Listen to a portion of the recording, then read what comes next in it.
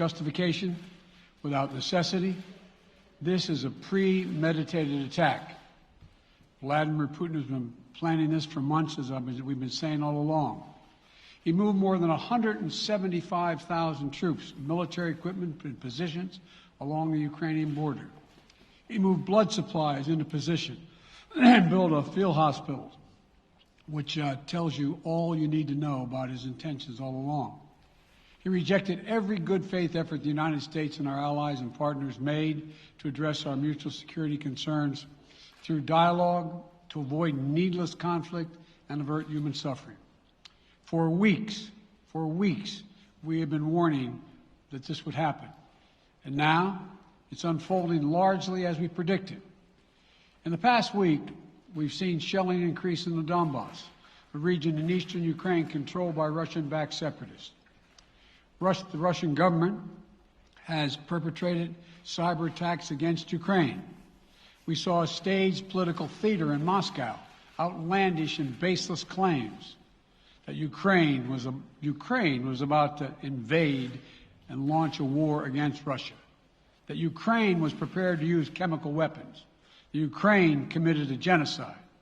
Without any evidence, we saw a flagrant violation of international law in attempting to unilaterally create two new so-called republics on sovereign Ukrainian territory. And at the very moment that the United Nations Security Council was meeting to stand up for Ukraine's sovereignty, to stave off invasion, Putin declared his war. Within moments, missile strikes began to fall on historic cities across Ukraine. Then came the air raids, followed by tanks and troops rolling in. We've been transparent with the world. We've shared declassified evidence about Russia's plans and cyber attacks and false pretexts so that there could be no confusion or cover-up about what Putin was doing. Putin is the aggressor. Putin chose this war, and now he and his country will bear the consequences. Today, I'm authorizing additional strong sanctions and new limitations on what can be exported to Russia. This is going to impose severe cost on the Russian economy, both immediately and over time. We have purposely designed these sanctions to maximize the long-term impact on Russia and to minimize the impact on the United States and our allies. I want to be clear. The United States is not doing this alone. For months, we've been building a coalition of partners representing well more than half the global economy. 27 members of the European Union, including France, Germany, Italy, as well as the United Kingdom, Canada, Japan, Australia, New Zealand, and many others, to amplify the joint impact of our response. I just spoke with the G7 leaders this morning, and we're in full and total agreement. We will limit Russia's ability to do business in dollars, euros, pounds, and yen to be part of the global economy. We'll limit their ability to do that. We're going to stunt the ability to finance and grow the Russian military. We're going to impose and we're going to impair their ability to compete in high-tech 21st century economy. We've already seen the impact of our actions on Russia's currency and the ruble, which early today hit its weakest level ever in history. The Russian stock market plunged today. The Russian government borrowing rate spiked by over 15%. In today's actions, we've now sanctioned Russian banks that together hold around $1 trillion in assets. We've cut off Russia's largest bank, a bank that holds more than 1/3 of Russia's banking assets by itself, cut it off from the U.S. financial system. And today, we're also blocking 4 more major banks. That means every asset they have in America will be frozen. This includes VTB, the second largest bank in Russia, which has $250 billion in assets. As promised, we're also adding the names to the list of Russian elites and their family members that we're sanctioning as well. As I said on Tuesday, these are people who personally gain from the Kremlin's policies, and they should share in the pain. We will keep up this drumbeat of those designations against corrupt billionaires in the days ahead. On Tuesday, We stopped the Russian government from raising money from U.S. or European investors. Now we're going to apply the same restrictions to Russia's largest state-owned enterprises, companies with assets that exceed $1.4 trillion. Some of the most powerful impacts of our actions will come over time as we squeeze Russia's access to finances and technology for strategic sectors of its economy and degrade its industrial capacity for years to come. Between our actions and those of our allies and partners, we estimate that we'll cut off more than half of Russia's high-tech imports. It will strike a blow to their ability to continue to modernize their military. It will degrade their aerospace industry, including their space program. It will hurt their ability to build ships, reducing their ability to compete economically. And it will be a major hit to Putin's long-term strategic ambitions. And we're preparing to do more.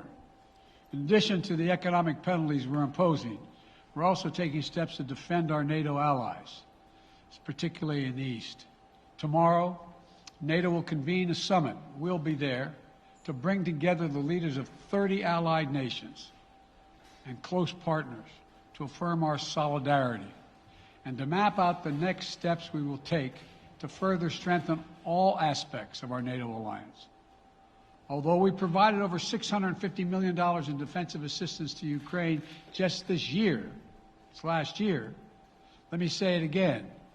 Our forces are not and will not be engaged in the conflict with Russia in Ukraine.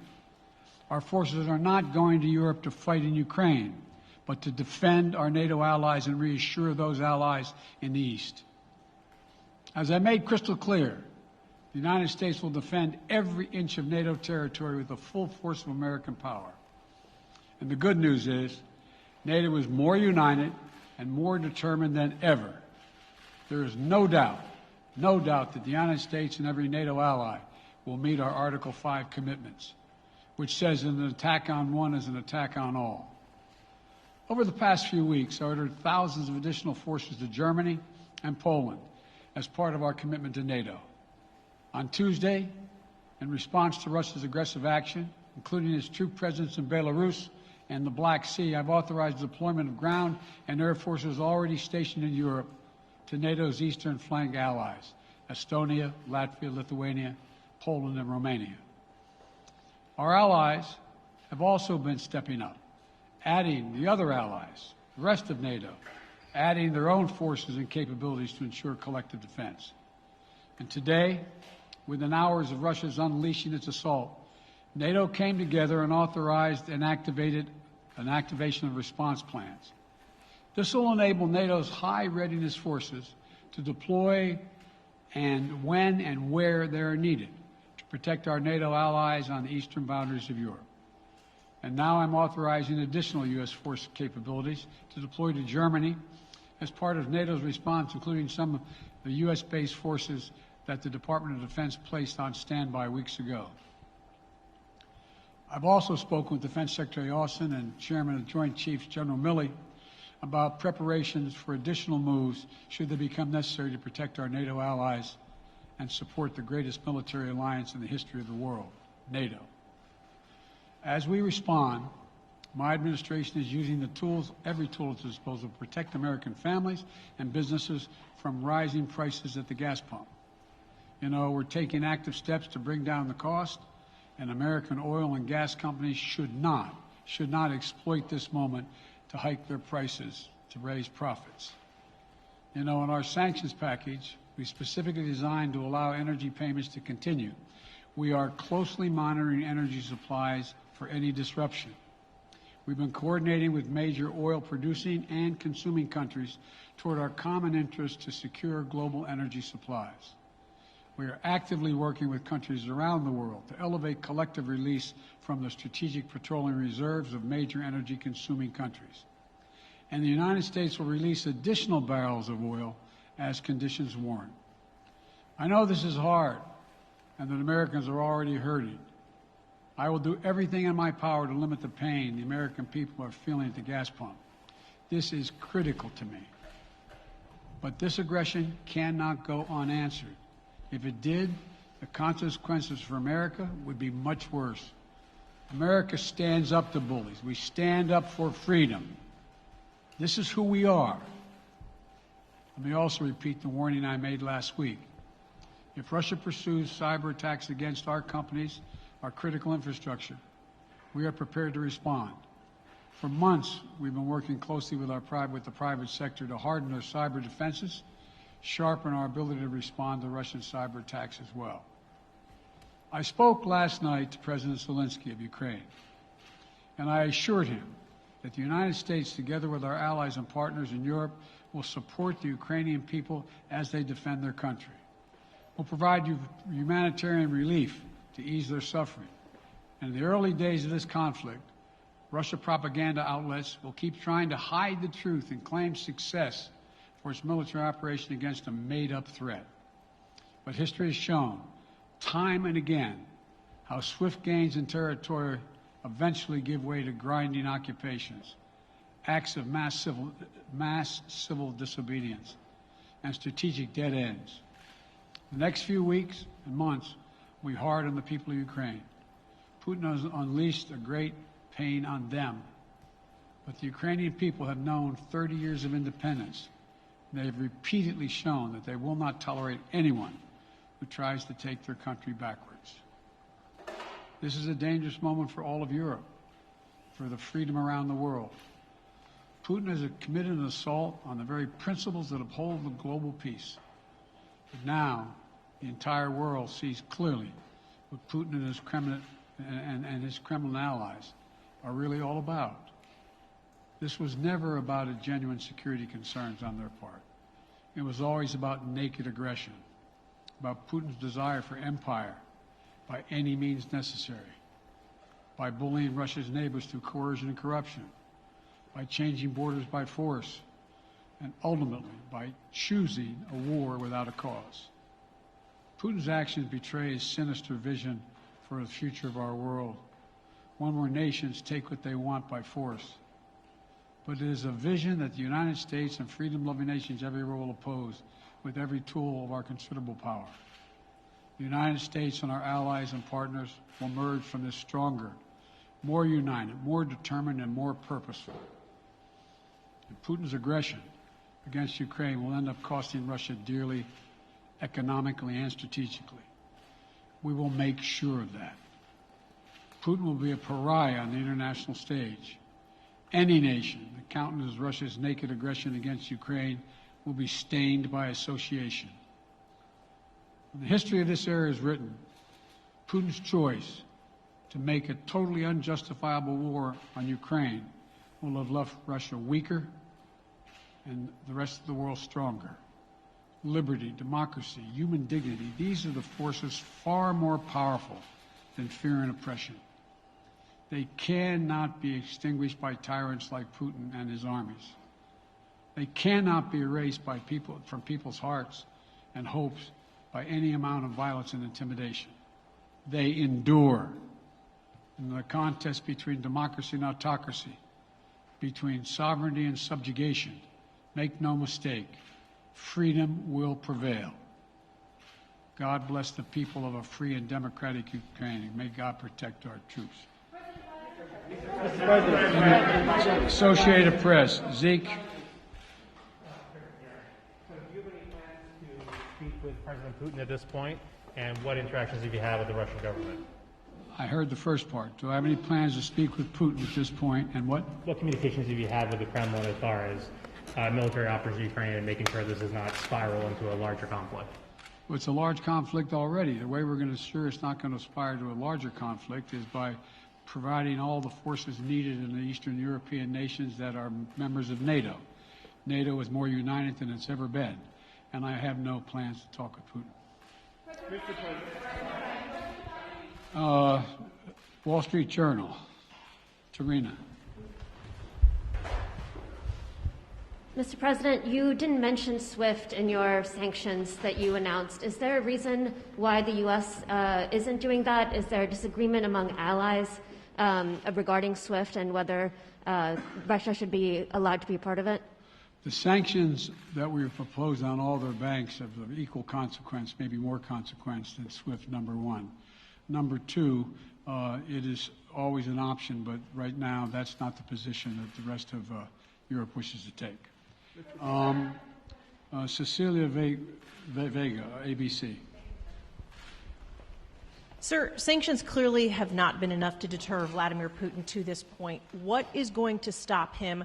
How and when does this end? And do you see him trying to go beyond Ukraine? And a second question I'll just give to you now. This statement that he gave last night, the threat that he gave, the West will face consequences greater than any you have faced in history. Is he threatening a nuclear strike? I have no idea what he's threatening. I know what he has done, number one. And number two, no one expected the sanctions to prevent anything from happening. It has to show, this is going to take time, and we have to show resolve so he knows what's coming. And so the people of Russia know what he's brought on them. That's what this is all about. This is going to take time. It's not going to occur. He's going to say, oh my God, these sanctions are coming, I'm going to stand down. He's going to test the resolve of the West to see if we stay together, and we will. We will, and it will impose significant costs on him. Will he go beyond Ukraine, sir? Do you see him going? Yes. Thank you. Two topics, just really quick. First, markets are down and gas prices are up. I know you always stress the difference between Wall Street and Main Street, but everybody seems to be in for some economic pain. How economically painful is it going to get for people in this country? And I do have one more question.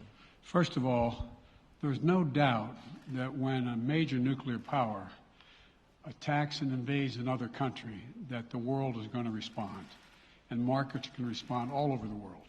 So there's no doubt about that, number one. Number two, the notion that this is going to last for a long time is highly unlikely as long as we continue to stay resolved in imposing the sanctions we're going to impose on Russia, period. What's your next question? I'm sorry.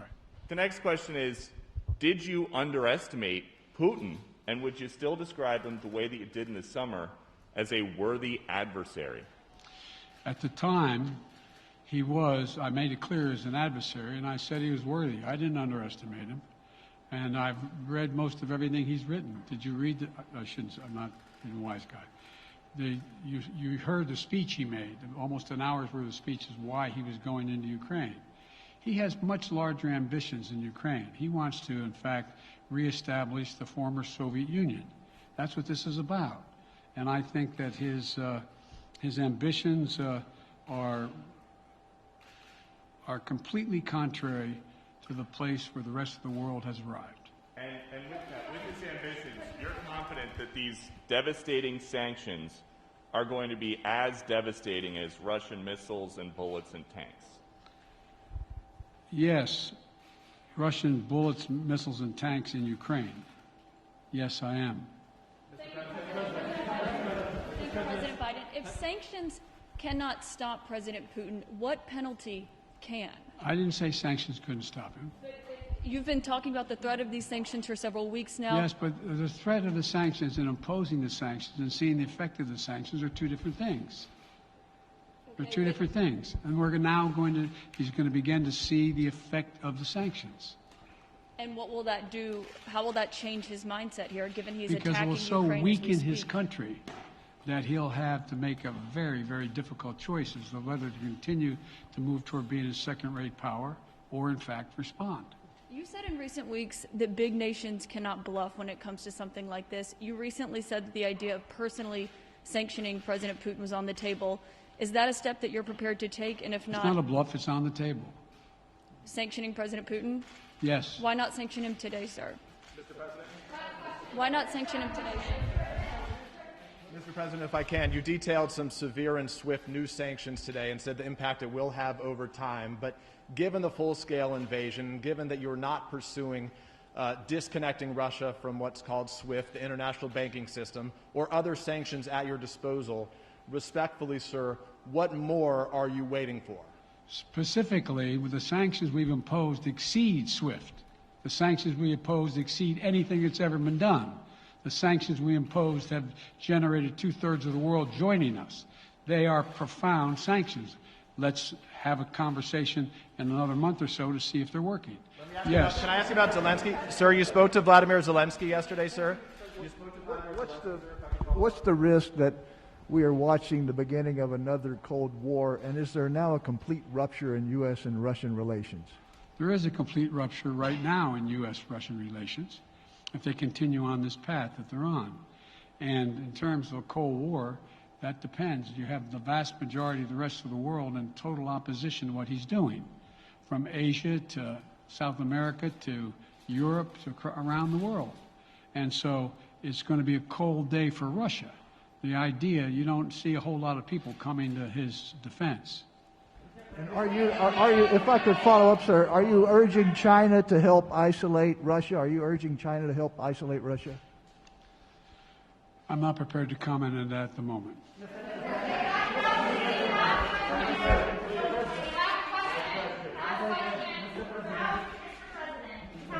No. Yeah. No. He's had his hand up a long time. Thank you, Mr. President. How concerned are you that Putin wants to go beyond Ukraine into other countries, and the U.S. will have to get involved if he moves into NATO countries? Well, if he did move into NATO countries, he will be involved. We will be involved. The only thing that I'm convinced of is if we don't stop now, he'll be emboldened. If we don't move against him now with these significant sanctions, he will be emboldened. And look, well, anyway. Can you talk anything more about your conversation? Mr. President.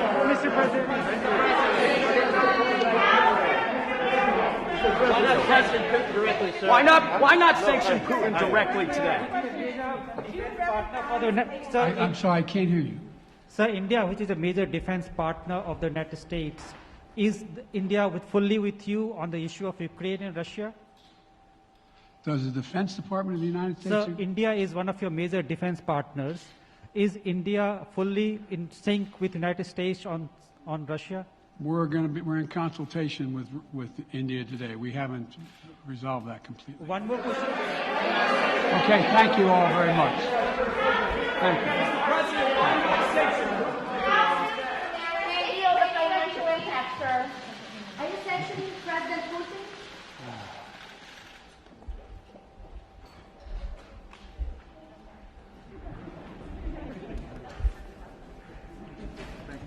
Without provocation, without justification, without necessity, this is a premeditated attack.